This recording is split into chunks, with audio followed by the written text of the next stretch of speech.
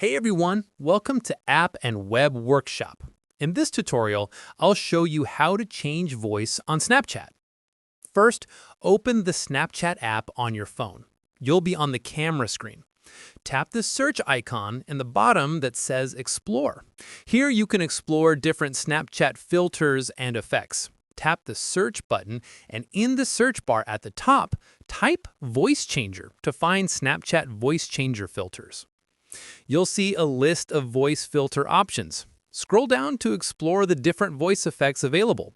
There are tons of creative voice changers to choose from. Tap on any voice changer filter to preview it. Record a video or snap to test out the voice effect. If you like the Snapchat voice filter, you can save it to your favorites or share it directly with your friends. You can also try multiple voice changer filters to find the perfect voice effect for your snap. Each voice filter changes your voice differently.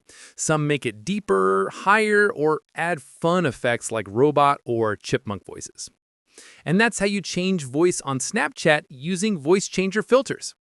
If this tutorial helped, like and subscribe to App and Web Workshop for more Snapchat tips and filter tutorials. Thanks for watching.